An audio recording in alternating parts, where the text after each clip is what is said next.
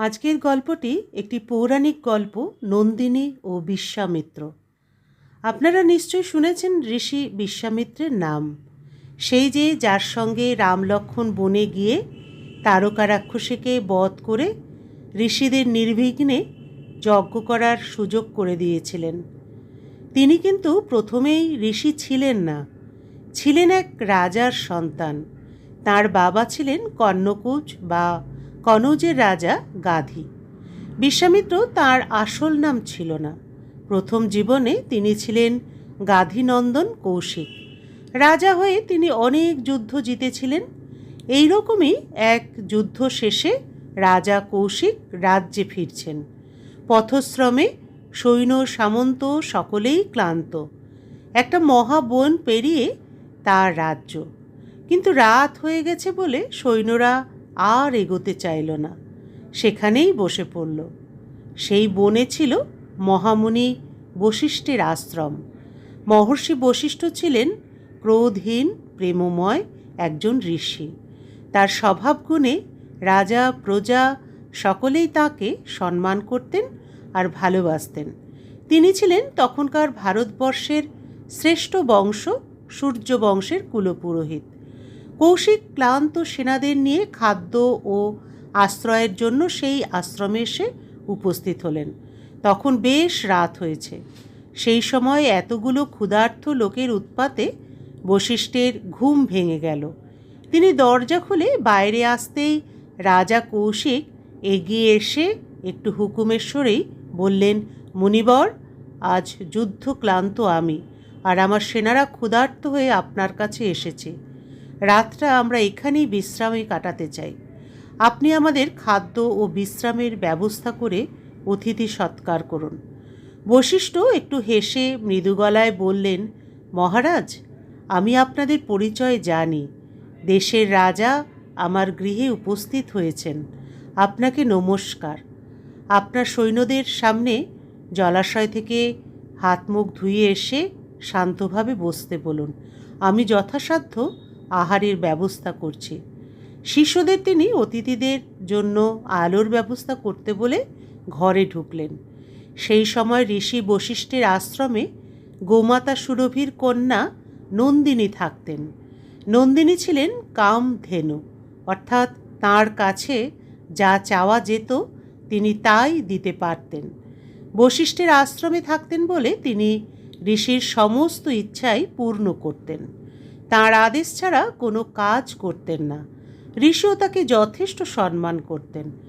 এত রাতে বশিষ্ঠ তাকে জাগিয়ে রাজার আগমনের সংবাদ দিলেন এবং সমস্ত সৈন্য সমেত রাজার জন্য খাদ্য ও শয্যা প্রার্থনা করলেন। নন্দিনী আশ্রয়দাতার বিপদে সাহায্য করতে পেয়ে খুশিই হলেন।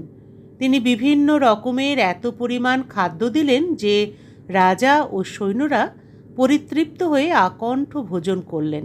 শুধু তাই নয়, পরদিন সকালেও ঋষি তাদের তৃপ্তি সহকারে খাওয়ালেন। কিন্তু এত আপ্যায়ন সত্ত্বেও রাজার মন তুষ্ট হলো না। রাজার মন তো সবসময় বাঁকা পথে চলে। পেট ভরল তো মন ভরল না। কেবলই মনে হতে লাগলো, এই রকম উৎকৃষ্ট খাদ্য শয্যা এই রাতে ঋষি পেলেন কোথা থেকে? বশিষ্ঠ মুনি বনে থাকেন, চারিদিকে দারিদ্র্যের চিহ্ন, কিন্তু তার পরিবেশিত খাবার তো রাজার ঘরের মতন। রহস্যের কিনারা করতে না পেরে রাজার আর ঘুমই এলো না। সকালে উঠেই রাজা বিদায় নেবার জন্য তৈরি হয়েছেন। বশিষ্ঠ রাজার সঙ্গে দেখা করতে এলেন। কুশল জিজ্ঞাসা ও আশীর্বাদের পর বিদায় প্রার্থনা করে রাজা বললেন, মুনিবর, আপনার আতিথ্যে আমি ও আমার সৈন্যদল অত্যন্ত তৃপ্ত হয়েছি। একটা প্রশ্ন মনে জাগছে, এত রাত্রে আপনি এই রকম রাজকীয়ভাবে আমাদের আহার ও শয়নের ব্যবস্থা করলেন কিভাবে? এই আয়োজন তো রাজপ্রাসাদেও দুর্লভ। ঋষি মৃদু হেসে বললেন, মহারাজ, এতে আমার কোনো কৃতিত্ব নেই। গোমাতা সুরভির কন্যা নন্দিনী এই সময় দয়া করে আমার আশ্রয়ে রয়েছেন। তিনি প্রকৃতিতে কামতুঘা। তিনি আমার প্রার্থনা পূর্ণ করেছেন মাত্র। রাজা কৌশিক উত্তেজিত হয়ে বললেন, সুরভি কন্যা নন্দিনী কামতুঘা? তবে তো তিনি রাজ অধিকারে থাকবার যোগ্য। ঈশ্বর শ্রেষ্ঠ বস্তু রাজার জন্যই সৃষ্টি করেন। এই দুর্লভ সৃষ্টিকে আপনার মতো দরিদ্র ব্রাহ্মণ কিভাবে সমাদর করবেন? মহামুনি, একে আমায় দান করুন। বশিষ্ঠ বললেন, মহারাজ, নন্দিনী আমার অধিকারভুক্ত সম্পত্তি নন। তিনি আমার আশ্রমে দয়া করে কিছুদিনের জন্য থাকতে এসেছেন, তাই তাকে দান করার অধিকার আমার নেই। রাজা অত্যন্ত অবজ্ঞার সঙ্গে কথাটা উড়িয়েই দিলেন। বললেন, ওসব কথার কথা মুনিবর। আসল কথা হলো, নন্দিনীর আপনার কাছে থাকবার কোনো যুক্তিই নেই। একটি গাভীর এরকম অদ্ভুত ক্ষমতা যদি রাজার কাজেই না লাগলো, তো তার থেকেই বা কী লাভ? আর রাজা কিছু চাইলে সেটা তো তাকে পেতেই হবে, ভালো কথায় কাজ না হলে বলপ্রয়োগে। বশিষ্ঠ মুনি বিরক্ত হলেন। তিনি একটু কঠোর স্বরে বললেন, রাজা, নন্দিনী আমার কন্যা সমা। তিনি দেবী তুল্যা। সামান্য রাজা তাকে পেতে পারেন না। তাছাড়া তিনি আমার মাননীয়া, আমার কাছে গচ্ছিতা আছেন। আপনার অনুরোধ রক্ষা করা আমার পক্ষে সম্ভব নয়। কৌশিক স্বভাবে মোটেই ভালো রাজা ছিলেন না। তার খেয়াল খুশিতে বাধা পড়লেই তিনি ভীষণ রেগে যেতেন। মান্যজনকে তিনি উপযুক্ত সম্মান করতেন না। এখন তার মনে হলো, দরিদ্র ঋষির এত সাহস যে তার মতো রাজাকে অমান্য করে, তবে তো একে কেড়ে নিতেই হবে। তিনি সৈন্যদের হুকুম দিলেন নন্দিনীকে নিয়ে যাবার জন্য। সৈন্যরা হুকুম পেয়ে নন্দিনীর দড়ি ধরে টানাটানি শুরু করল। নন্দিনী আর্তস্বরে ঋষিকে বললেন, মুনিবর, আমায় রক্ষা করুন। এই দুষ্ট লোকেরা আমায় চুরি করার মতলব করছে। বশিষ্ঠ দুঃখিত স্বরে বললেন, মা, আমি ব্রাহ্মণ মানুষ। পূজা অর্চনা, পঠন পাঠন এসব নিয়েই থাকি। তোমায় রক্ষা করার মতো ক্ষাত্রবল আমার নেই।